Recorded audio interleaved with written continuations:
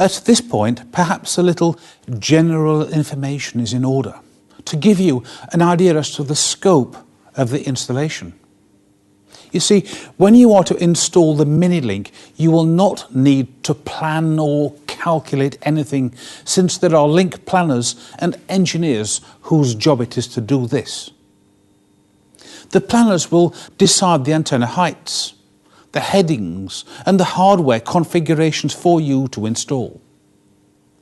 But with a little information, you can have a better understanding of just what you are doing. Well, as you already know, the radio signals follow a line of sight path. In reality, this is not strictly true, because radio waves are bent when they pass through a changing atmospheric density. At long and medium waves, up to about 10 megahertz, signals will be totally reflected back to the Earth. But at microwaves, they're just bent a little bit towards the Earth.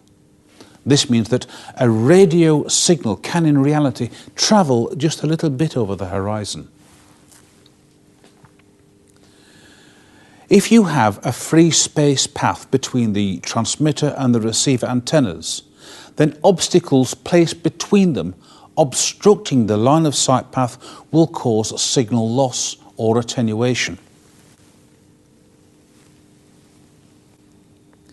As the microwave frequency rises, so the wavelength shortens, which means that rain and snow particles also become significant.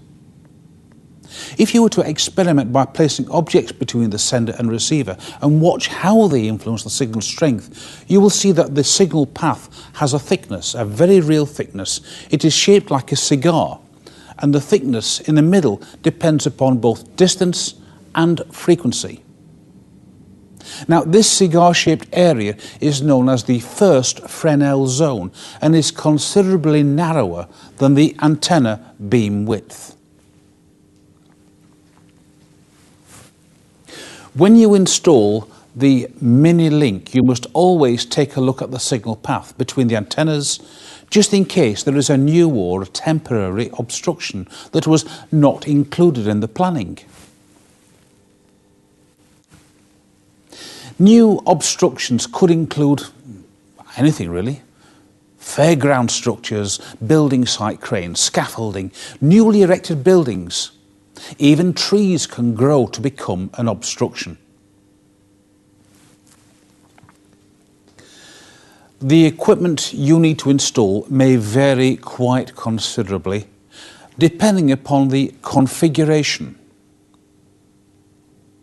A simple point-to-point radio link is often called a hop. And a single hop feeding one radio base station, for example, would be designated 1+0. You may hear the term unprotected hop, which is another way of saying that there is no spare link. If the link stops, then so does all traffic. Now, a protected hop is where you may have to install several Mini-Link antennas to provide a duplicated hop, a duplicated transmission network, or hot standby. For example, the 1+1 configuration.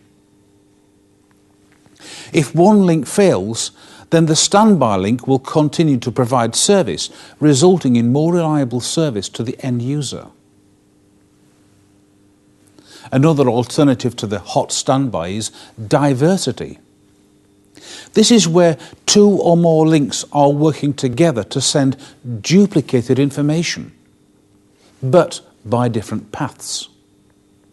The most common is space diversity, where the two links have several meters of vertical or horizontal space between the duplicated antennas.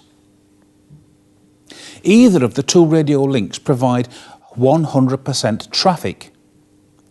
But if the signal strength should fade due to rain, multiple signal path reflections, or even passing obstructions, then the two links may still fade, but not at the same time. Another form of diversity is frequency diversity. Multiple signal path fading is also frequency dependent.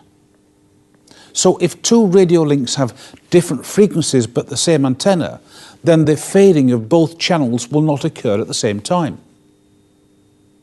If the frequencies are very different, then only one channel may be affected. If some form of diversity is used, then you will be installing more than one radio unit on the tower. There will typically be at least two of everything: radio units, maybe even antennas, cables, the lot.